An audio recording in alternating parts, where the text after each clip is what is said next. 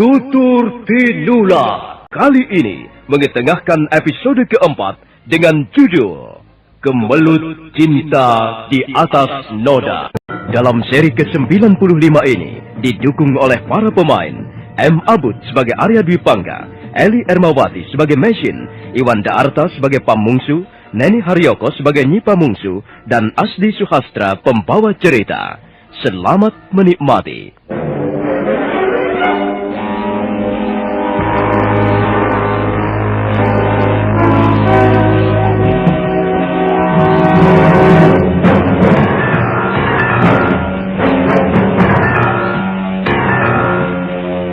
Nyi Pamungsu mengikuti mereka dari jarak yang cukup jauh, hingga tidak menimbulkan kecurigaan. Dia melihat Arya Dwi Pangga membawa Mesin ke atas tebing sungai yang tinggi. Dia sangat mengkhawatirkan keadaan wanita itu. Dia takut Arya Dwi Pangga akan berbuat tidak senonoh padanya. Dan ketika dia sedang berpikir dan menimbang-nimbang apa yang akan dilakukannya, mendadak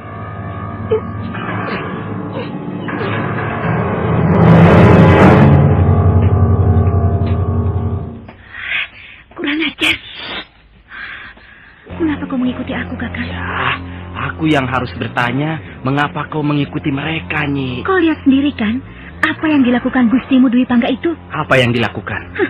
Apalagi kalau bukan perbuatan yang tidak senonoh. Dia telah pergi membawa Nona Mesin ke atas tebing sungai itu, Kakak. Tempat itu sepi, jauh dari mana-mana. Tuh, biarkan saja mereka. Nona Mesin merasa bosan tinggal dalam ruangan tidurnya. Karena itu, Gusti Dwi Pangga mengajaknya berjalan-jalan. Kakang, apa kau tidak kasihan kalau sampai Nona cantik yang malang itu nasibnya bertambah buruk? Kau kan tahu bahwa Gustimu Dwi Pangga itu doyan bermain perempuan. Kau sendiri sering menceritakan bahwa dia senang bermain asmara dengan wanita cantik yang bukan istrinya. Nah, mengapa kau masih juga membelanya, Kakang? Dan bahkan kulihat sepertinya kau memberikan kesempatan padanya. Kesempatan apa, Nyi? Kesempatan apa? Tentu saja kesempatan agar si kucing segera bisa menubruk dendeng manis yang disimpan dalam lemari makan. Sudahlah, Nyi. Itu urusan mereka, bukan urusan kita. Ayolah kita pulang. Nanti kalau Gusti Dwi Pangga tahu kita di sini, wah. Kakang, kau ini kok takut sekali sama Gusti Dwi Pangga? Aduh, kau jangan bodoh, Nyi. Selama ini kita mendapat uang banyak dari Gusti Dwi Pangga.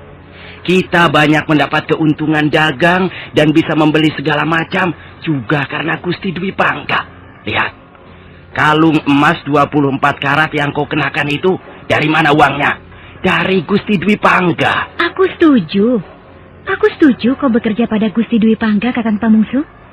Tapi, apakah dengan begitu lalu kita menutup mata dan telinga? Justru kita harus menyelamatkan hidup rumah tangga Gusti Dwi Pangga. Dia kan sudah punya istri dan anak, Kakang.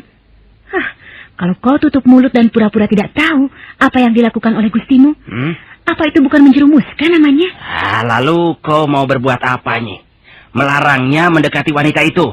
Ya begitu, kalau kau ingin membalas jasanya. Jangan malah mengajarinya berbuat yang kurang susila, Kakang. Coba, kalau sampai istrinya, Nini Ratih tahu bahwa suaminya menyimpan wanita lain di rumah kita. Apa kita tidak malu? Ya, tentu saja hal ini harus dirahasiakannya, Nyi. Jangan sampai bocor ke telinga istrinya. Dengan kata lain, kau ingin menutup belang seekor macan buas dengan mengorbankan 2 orang wanita sekaligus, Nona Mesin dan Nini Ratih. Dan hal itu kau lakukan hanya demi memperoleh imbalan uang, Kakang. Apa kau ingin menjadi orang kaya, tapi tak punya hati, tak punya perasaan? Aduh, sudah. Jangan banyak ngoceh macam-macam. Ayo pulang. Biarkan saja mereka. Kita urus saja keperluan kita sendiri. Kau mau pulang atau tidak, Nyi? Kau memaksaku, Kakang Pamungsu? Baik. Kalau memang begitu keinginanmu, baik. Akan kulabrak Arya Dwi Pangga. Akan kuhajar sampai babak belur. Tapi setelah itu, kita akan kehilangan kesenangan hidup yang selama ini kita nikmati, Nyi. Kita akan kembali menjadi orang miskin. Kau tak akan memakai pakaian bagus lagi. Dan kalung emas di lehermu itu harus dicopot untuk makan sehari-hari. Kau mau begitu, Nyi? Jawab. Apa kau mau begitu? Apa harus begitu akibat yang kita hadapi, Kakang? Jelas begitu. Kalau kita ingin hidup senang seperti sekarang ini, Nah, syaratnya hanya satu. Membuat Gusti Dwi Pangga senang. Mengikuti apa keinginan beliau. Sehingga beliau senang dan puas. Itu saja. Kalau begitu, ya terpaksa.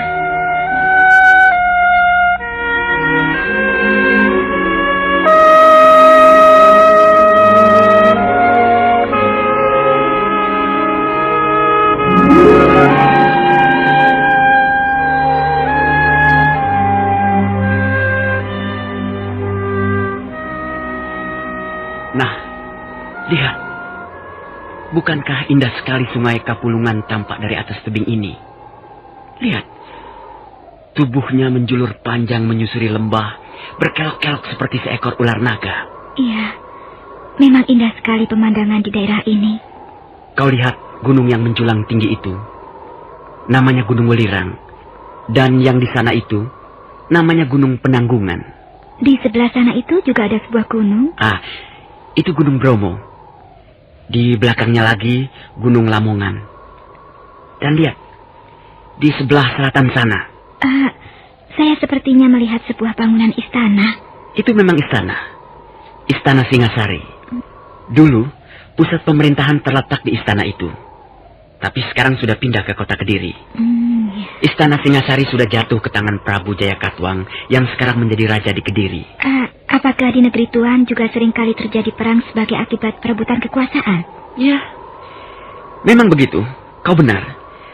Tapi aku sama sekali tidak menaruh minat pada soal-soal kenegaraan. Mengapa? Perang kuanggap sebagai akibat ulah sekelompok manusia yang tolol. Mengapa mereka menyia-nyiakan hidup yang amat singkat ini dengan mengurusi perang? Mengapa mereka tidak menikmati hidup ini dengan sepuas-puasnya? Itulah. Sekelompok manusia bodoh selalu melakukan kebodohannya dengan gayanya masing-masing. Tapi manusia tidak sama, Tuan. Mereka hidup dengan panggilan hidupnya masing-masing. Saya juga tidak menyukai perang dan kekerasan. Tapi saya mempunyai alasan yang sedikit berlainan dengan Tuan. Maksudmu? Perang harus dilihat dari segi kepentingan banyak manusia. Bagi saya, perang untuk melenyapkan tindakan angkara murka tidak ada salahnya. Apakah negerimu juga sering dilanda peperangan? Iya. Negeri kami hampir setiap saat ditimpa bencana peperangan besar yang banyak menelan korban jiwa manusia. Negeri kami terdiri dari banyak suku, dan mereka, suku-suku itu saling ingin menguasai. Di mana letak negerimu itu, Mesin? Jauh, di seberang lautan. Namanya? Mongolia. Jadi sekarang ini aku sedang duduk dan berbicara dengan seorang wanita keturunan Mongolia. Iya, saya seorang keturunan Mongolia. Saya adalah seorang gadis yatim piatu. Kedua orang tua saya sudah tak ada lagi ketika saya berumur 2 tahun. Saya lalu diambil anak angkat oleh seorang pendeta yang sepanjang usianya hanya mengabdi pada kebajikan dan agama. Lalu saya dibawa dan dibesarkan di sebuah kuil yang terletak di lereng bukit Homoshan. Ya,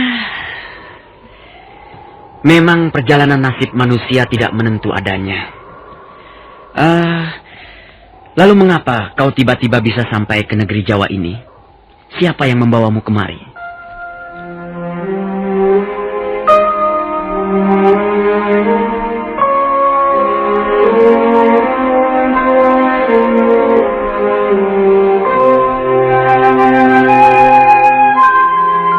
Semula Mesin nampak ragu.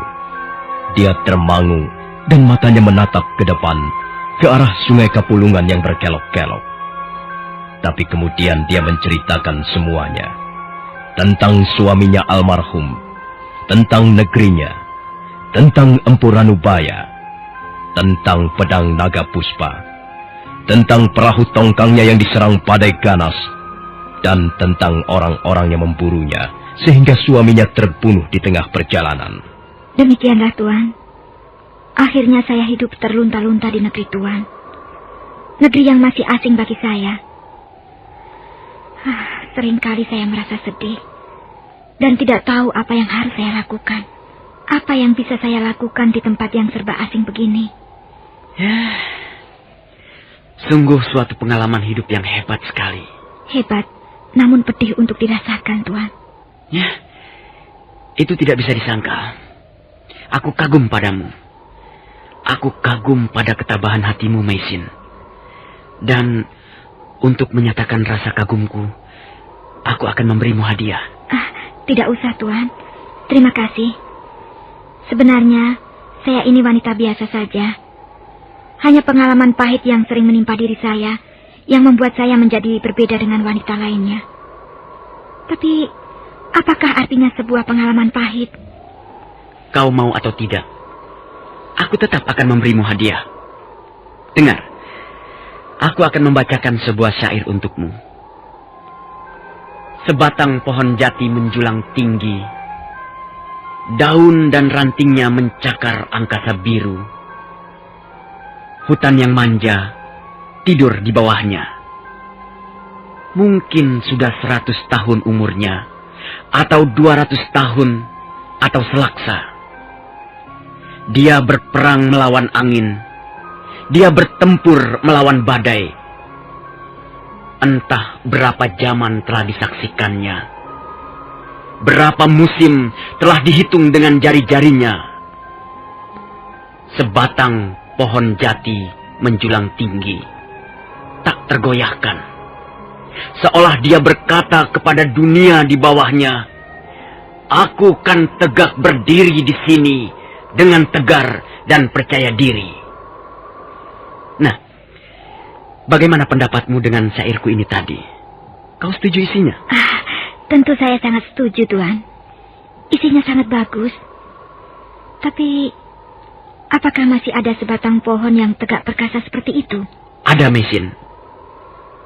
Kaulah pohon yang kumaksudkan. Kaulah pohon jati yang berdiri dengan tegar, perkasa, dan mampu mengalahkan guncangan-guncangan kehidupan. Terima kasih, Tuan Tripangga. Syair Tuan telah menumbuhkan kembali semangat hidup saya yang hampir padam. Saya memang ingin menjadi pohon seperti itu. Tuan telah menuliskan sesuatu yang amat berharga untuk direnungkan. Saya sangat membutuhkan tulisan-tulisan seperti itu. Saya akan belajar dari tulisan-tulisan seperti itu.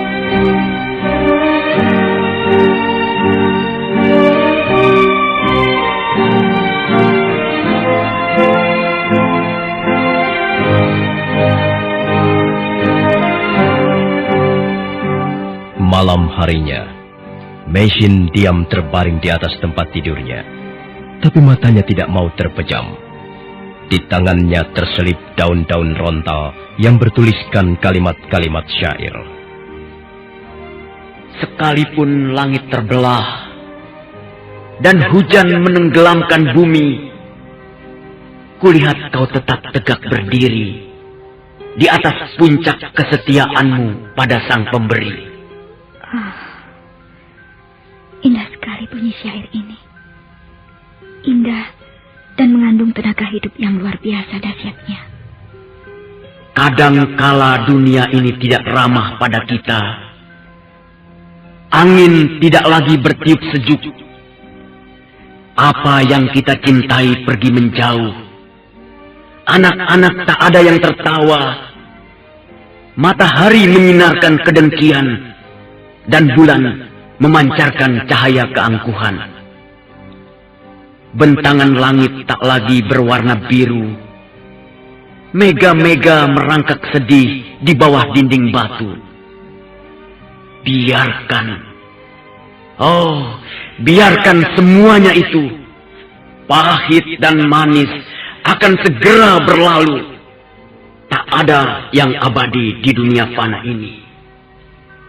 Mengapa harus membuang air mata percuma? Lebih baik tersenyum, sekalipun hanya di dalam hati.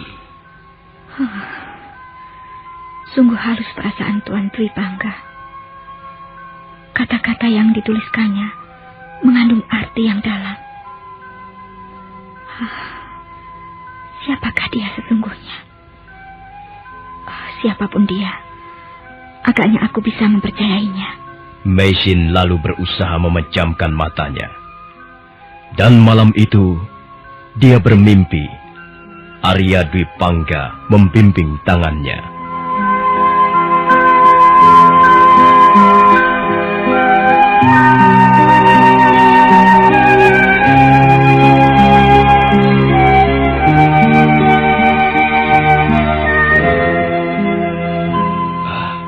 Gusti memanggil saya? Iya, Pak Mungsu. Aku ingin bicara denganmu. Aku ingin minta pendapatmu tentang wanita itu. Saya perhatikan Tuan Dwi Pangga sudah semakin akrab dengannya. Apa ada kesulitan baru? Ada Pak Mungsu. Ada kesulitan yang perlu pemikiran panjang. Kesulitan apa, Gusti? Dia sudah mulai terbuka padaku. Nah, itu suatu gejala yang baik. Gusti tinggal menunggu kesempatan untuk masuk lebih dalam lagi. Dia sudah banyak bercerita mengenai dirinya. Tapi ada satu bagian dari ceritanya yang menjadikan ganjalan di hatiku, Pak Mungsu. Setelah suaminya meninggal dalam perjalanan, rupanya dia pernah mendapat pertolongan dari seseorang. Saya kira itu hal yang biasa, Gusti. Apalagi wanita cantik seperti Nona Mesin. Siapa yang tidak ingin menolongnya? Gusti tidak usah merisaukan hal itu. Tunggu dulu, Pak Mungsu. Aku belum selesai bercerita. Baik, Gusti. Silakan. Aku juga tidak akan mempersoalkan hal ini kalau aku tidak tahu siapa orang yang telah menolong Mesin. Jadi Gusti mengenal orangnya? Bukan hanya kenal. Dia adalah adikku sendiri, Arya Kamandanu. Oh, jadi Nona Mesin pernah ditolong Gusti Kamandanu? Ya, agaknya begitu, Pak Mungsu. Lalu mengapa dia pergi dengan diam-diam dan akhirnya pingsan di tengah jalan? Rupanya, selama ini Mesin tinggal di Kurawan bersama Ayahanda Hanggareksa. Dan rupanya Ayahanda Hanggareksa tidak menyetujui hubungan Kamandanu dengan Mesin. Oh, jadi Gusti Kamandanu mencintai Mesin. Begitu ya, Gusti? Ya, dia mencintainya. Setidak-tidaknya menurut Mesin. Dan agaknya Mesin tidak menyambut hangat uluran cinta Kamandanu. Mungkin itulah sebabnya dia meninggalkan Kurawan. Lalu sekarang persoalannya apa, Gusti? Apakah Kamandanu merupakan hambatan? Begitu? Kau tahu, Pak Mungsu, hampir seluruh warga desa Kurawan dan Manguntur tahu sejarah perkawinanku dengan Nari Rati dulu. Ya, katakanlah, aku sudah merebut Nari Rati dari tangan adikku sendiri, Kamandanu. Ya. Aku telah membuat kecewa hatinya, bahkan aku telah membuat kecewa orang tuaku. Sampai saat ini, hubungan kami menjadi renggang. Ayahku memang bisa menerima kehadiran cucunya, tapi agaknya dia masih menaruh seberkas kebencian padaku. Kalau begitu, sebaiknya dibatalkan saja, Gusti. Dibatalkan bagaimana? Wah, akibatnya bisa berbahaya, Gusti. Pengalaman pahit masa lalu bisa terulang kembali. Maksudmu, aku tidak boleh mendekati Mesin? Iya, begitu. Sebaiknya Gusti Dwi Pangga segera melupakan orang Mesin dan mengantarkannya kembali ke Kurawan. Tapi Pak Mungsu, aku sudah hampir berhasil mendekatinya. Dia sudah mulai terbuka. Aku yakin, sebentar lagi aku akan bisa menaklukkan hatinya. Tapi akibatnya, Gusti, akibatnya. Aku tidak peduli apa yang akan terjadi. Oh, mengapa Gusti tidak mencari wanita yang lain saja? Masih banyak wanita cantik yang... Tidak, Pak Mungsu. Kau tidak bisa mengganggu kesenanganku tentang wanita. Bagaimanapun juga, aku harus bisa menaklukkan hatinya. Aku harus mendapatkan cintanya dan kasih sayangnya. Kalau toh hal ini akan membuat Kamandanu kecewa, biar saja. Mungkin itu sudah nasibnya.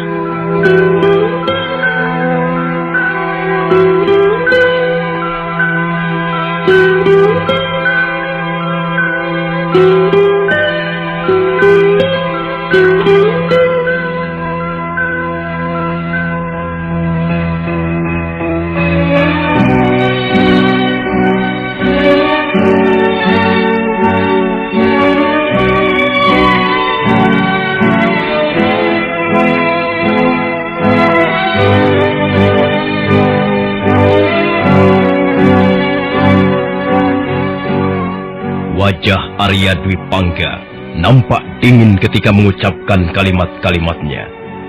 Bibirnya menyungging senyuman yang juga tak kalah dinginnya. Pamungsu tak bisa lagi membujuknya, dan akhirnya terpaksa menuruti saja apa kata majikannya. Nah, saudara pendengar, bagaimanakah kisah selanjutnya? Selamat menikmati.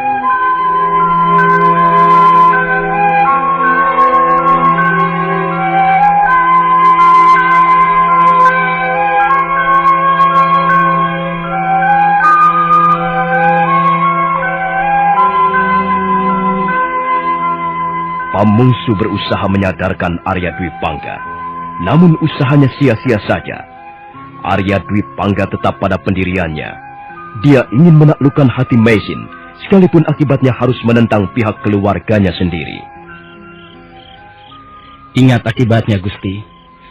Akibatnya akan buruk sekali. Aku tidak peduli. Bukankah masih banyak wanita lain yang tak kalah cantiknya, Gusti? Bahkan banyak yang masih lebih muda, masih perawan. Sudahlah, Pamungsu. Jangan mengganggu kesenanganku.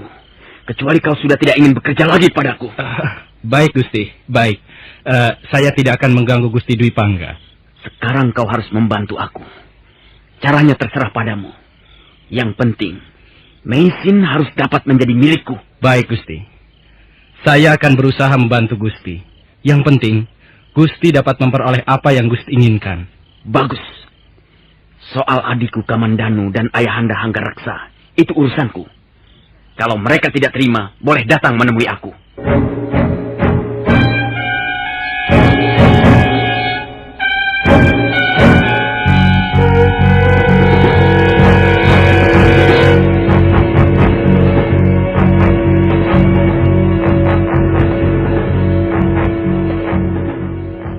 Mengapa kau masih belum tidur juga, Nak? Ayo, tidurlah. Ibu, mengapa juga tidak tidur? Baiklah. Nah, Ibu akan tidur di sini ya, di sebelah Panji. Ayo, pejamkan matamu, Nak. Ini sudah malam. Ayahku belum pulang, Bu. Sudah lama sekali belum pulang-pulang. Besok ayahmu akan pulang, Nak. Sekarang kau harus tidur dulu. Dongeng, Bu. Dongeng dulu. Baru aku mau tidur. Baiklah, Ibu akan dongeng. Tapi Panji harus mau segera tidur ya. Pada zaman dulu, ada 2 orang kakak beradik yang bernama Bubuksah dan Gagang Aking. Mereka menjadi pertapa di Gunung Wilis. Mereka membangun sanggar pemujaan dan mempelajari kitab suci bersama-sama. Adapun cara mereka bertapa atau ngelakoni berlainan sama sekali. Bubuksah siang malam makan dan minum, sedangkan Gagang Aking makan sayuran dan buah-buahan saja hingga tubuhnya kurus kering. Mereka berselisih paham. Kemudian Batara Guru, penguasa istana Kahyangan, mengutus Kalawijaya untuk menguji mereka. Untuk melihat sampai seberapa jauh kesucian dan kebersihan hatinya. Kalawijaya lalu berubah menjadi seekor harimau putih dan melompat turun ke bumi untuk menemui 2 orang itu. Setelah diuji, terbukti Gagang Aking belum tergolong bumi tiaga atau bersih suci karena masih terikat hal-hal duniawi. Hal itu tercermin dari sikapnya yang masih takut akan kematian, mementingkan diri sendiri, ingin dianggap suci, dan sebagainya. Sedangkan Bubuksah, sekalipun pekerjaannya hanya makan dan minum siang malam, tapi hati dan jiwanya lebih bersih. Hal itu tercermin dari sikapnya yang sudah ikhlas dan pasrah menerima nasib. Akhirnya, Bubuksah diperkenankan naik ke punggung harimau putih ke Kahyangan. Sedangkan Gagang Aking hanya membonceng ekornya saja. Itu pun atas permintaan Bubuksah saudara tuanya. Rupanya dia sudah tidur. Kasihan kau, Nak. Kasihan. Tidurlah, Panji. Tidurlah, sayang. Mudah-mudahan hidupmu kelak bisa bahagia.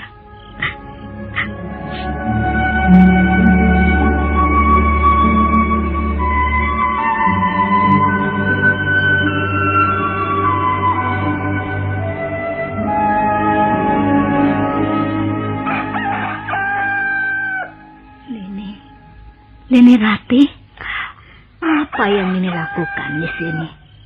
Mengapa Nini duduk sendirian di serambi depan? Di mana Anggir Panji Ketawang? Dia masih tidur, Nyi. Oh, loh, wajah Nini kelihatan pucat sekali. Aku tidak bisa tidur, Nyi. Aku baru saja terlelap setelah mendongeng untuk Panji. Tapi aku terbangun karena mimpi. Mimpi? Iya. Oh, itu biasa, Nini. Tapi mimpiku sangat buruk, Nyi. Mimpiku sangat menakutkan. Berdiri seluruh bulu romaku jika mengingatnya kembali. Nini mimpi apa? Menurut perasaanku, Kakang Dwi Pangga berdiri di ambang pintu halaman depan. Dia ragu-ragu masuk ke dalam. Lalu kupanggil namanya berulang kali. Dia menoleh sebentar menatapku dengan tajam. Dan aneh sekali, Nyi. Dia sepertinya tidak mengenaliku lagi. Aku lalu mengejarnya. Kakang Dwi Pangga berlari di telan kabut yang meluncur turun dari lereng gunung. Aku berteriak memanggilnya. Tapi tak ada yang menyahut. Pada saat itu, tanah yang kupijak berlubang seperti sumur yang gelap. Aku menjerit. Ketika seperti ada tangan-tangan yang menarik kakiku ke bawah, aku terus menjerit. Dan akhirnya terbangun. Aku takut sekali, Nyi. Aku takut sekali. Apakah artinya mimpiku itu, Nyi? Sudahlah, Nini. Mimpi hanyalah pancaran dari angan-angan kita sendiri yang terbawa ke dalam tidur. Nini tidak usah merisaukannya. Hatiku sedih sekali, Nyi. Aku sangat menyesalkan sikap Kakang Dwi Pangga. Hidupku memang tidak kekurangan apa-apa. Tapi apakah kebutuhan seorang wanita hanyalah makan, tidur, pakaian mewah, barang perhiasan dan harta benda semata-mata? Apa artinya semua ini tanpa kehadiran suami?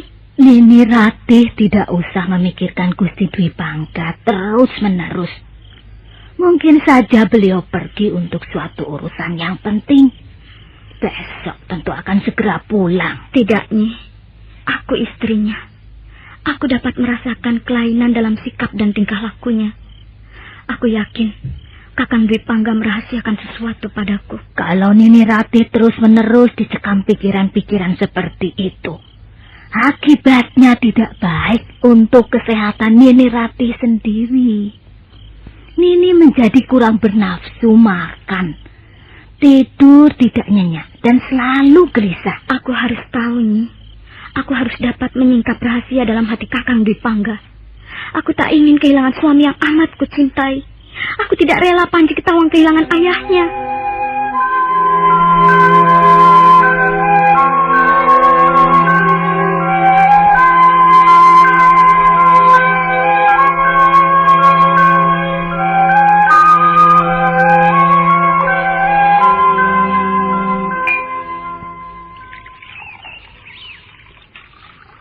Minumlah. Ramuan daun-daunan yang ditumbuk halus ini sangat bagus untuk memulihkan kesehatanmu. Biasanya Nyi Pamungsu yang mengantarkan kemari. Nyi Pamungsu pergi ke Tegalan bersama suaminya. Oh ya, apakah sudah kau baca syair-syair yang kuberikan padamu kemarin? Sudah, semalam. Bagaimana pendapatmu? Syair-syair Tuan seperti sebuah obor yang datang menjemput gelap. Seperti payung mekar menyambut rintik air hujan. Kau menyukainya? Saya membacanya sampai beberapa kali.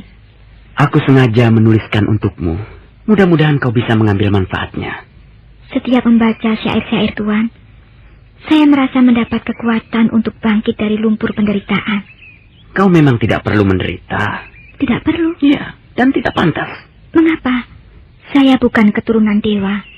Aku yakin dunia ini akan tertawa sedih kalau sampai melihat wanita seperti kau hidup menderita.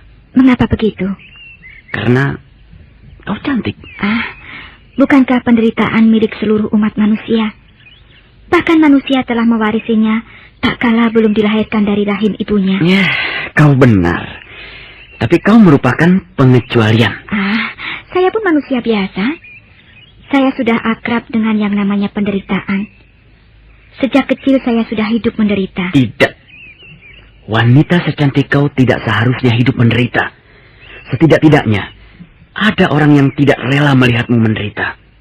Dan akulah orangnya. Jangan begitu, Tuan Tripangga. Mesin, aku bersedia mengorbankan apa saja, asal hidupmu bahagia. Jangan begitu. Kau tidak percaya? Justru karena saya percaya pada Tuan. Dan saya harap Tuan menghargai kepercayaan saya ini. Janganlah Tuan menyalahgunakannya. Mesin, pandanglah aku, Mesin. Mengapa kau selalu menundukkan wajahmu? Saya tidak berani memandang Tuan Tripangga. Apakah wajahku menakutkan? Mengapa selalu begini? Mengapa selalu begini kejadiannya? Mesin, kau membutuhkan orang yang bisa mendampingimu. Kau tidak bisa hidup sendirian di negeri ini. Kau butuh teman. Kau butuh perlindungan seorang laki-laki. Kau butuh kasih sayang. Butuh perhatian dan cinta. Hidup akan terasa sumbang dan menyakitkan jika kau biarkan dirimu terus-menerus meratap kesepian. Kau butuh gairah, Mesin. Gairah dan kehangatan. Sudahlah, Tuan Tripangga. Saya harap Tuan tidak mengganggu saya lagi. Saya belum bisa melupakan almarhum suami saya. Hati dan jiwa saya masih tertutup rapat. Saya belum membutuhkan semua yang Tuan sebutkan tadi.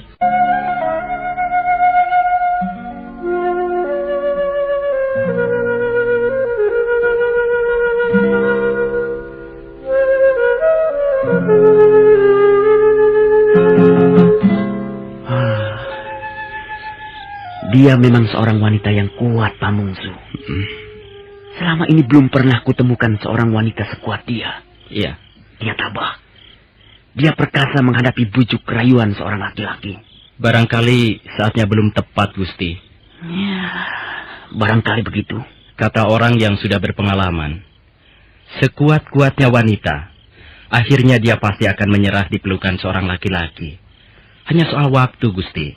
Dia masih tercekam oleh peristiwa kematian suaminya yang amat dicintainya, Pamungsu. Ya, itu soal biasa, Gusti. Kematian orang yang kita cintai memang menyedihkan. Tapi apakah selamanya dia akan terus murung dan bersedih hati? Pasti ada saatnya hatinya mekar terbuka. Lalu apa usulmu, Pamungsu? Rasanya aku semakin penasaran saja. Sabar, Gusti, sabar. Buah yang lezat memang sukar dipetik. Semakin sukar dipetik, semakin lezat rasanya. Nah, sekarang begini saja. Besok saya akan mengajak istri saya ke desa Kedung Peluk. Saya akan kembali lagi menjelang sore hari. Nah, kesempatan itu harus Gusti pergunakan sebaik-baiknya.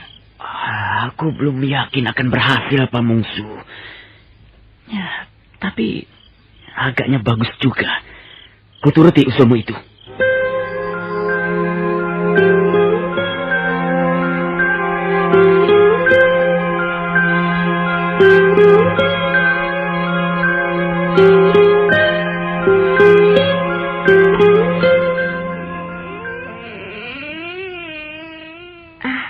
Tuan Tripangga, silakan. Saya baru saja selesai menyisir rambut saya. Silakan duduk. Terima kasih.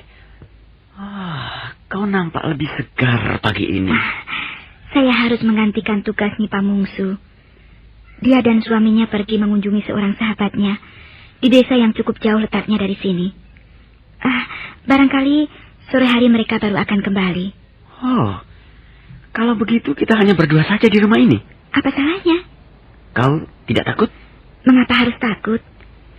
Saya percaya Tuan Tripangga tidak akan melakukan hal-hal yang kurang baik. Terima kasih atas kepercayaanmu, Mesin. Apakah Tuan sudah menulis syair-syair yang baru lagi?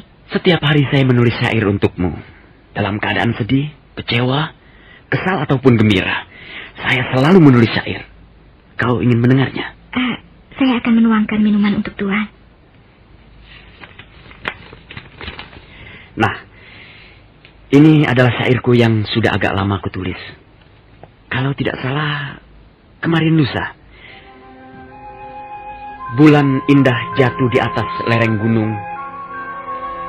Segucit tuak membuatmu melangkah terhuyung. Jangan hiraukan gonggong serigala hutan. palingkan wajahmu dari dunia yang kelam. Tuak di negeri sendiri memang enak. Apalagi dihirup pelan-pelan sambil berdendang tentang bukit-bukit berbunga, tentang gunung-gunung batu, tentang wajah kekasih yang belum datang, tentang kerinduan di malam panjang, tentang ranjang yang tidur kesepian, dan tentang apa saja yang serba menyenangkan. Syair Tuan kali ini agak lain dari yang sudah-sudah. Lainnya? Tuan menggunakan arak sebagai penawar dahaga Tuan. Ya, aku memang membutuhkan seguci arak yang paling enak. Aku ingin mabuk.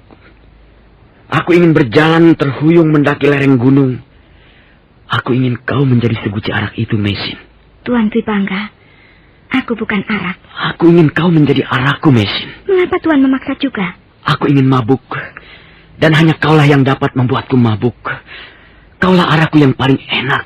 Sadarlah Tuan Dwipangga, selama ini saya sangat menghormati Tuan seperti saudara tua saya sendiri. Apakah Tuan sampai hati menyia-nyiakan kepercayaan saya ini? Apakah Tuan ingin merusak nama baik Tuan sendiri? Mesin, mengapa kau masih juga menutup pintu hatimu? Minumlah arak bersamaku, dan setelah itu kau akan melupakan semuanya. Kau akan melupakan derita panjang yang melelahkan perjalanan hidupmu. Kau akan bergairah lagi. Kau akan tersenyum dan tidak lagi murung di ruangan sempit yang pengap ini. Tidak, Tuan. Saya tidak akan menuruti kehendak Tuan. Saya tidak ingin minum arak sebagai pelarian. Dan saya tidak ingin menjadi arak untuk Tuan. Mesin. Maaf, Tuan Dwipangga. Jangan mengganggu saya lagi. Mesin. Bukalah pintu untukku, Mesin. Bukalah pintumu. Biarlah aku memandang wajahmu dan mabuk karenanya. Mesin. Sampai hati kau menutup pintu. Sampai hati kau membiarkan aku terbakar rasa dahaga di depan pintu kamarmu. Mesin.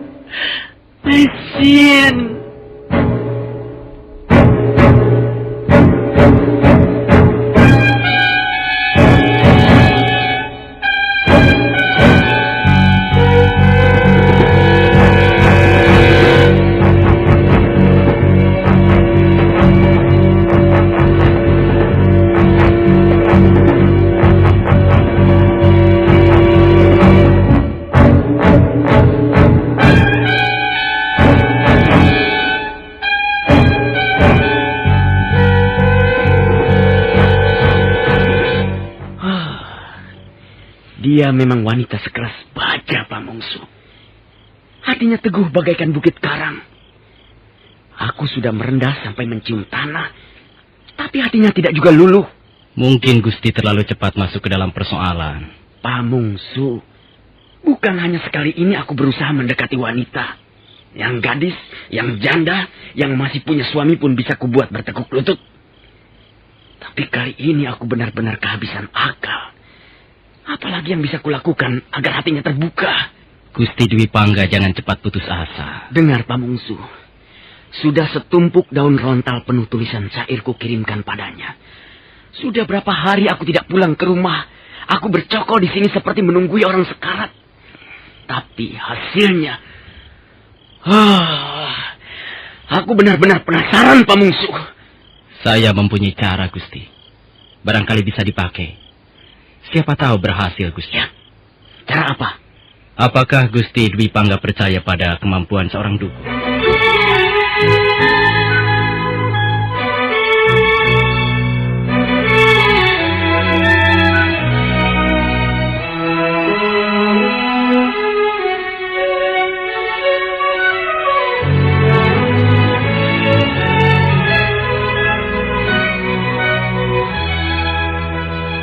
Arya Dwipangga tertegun sesaat.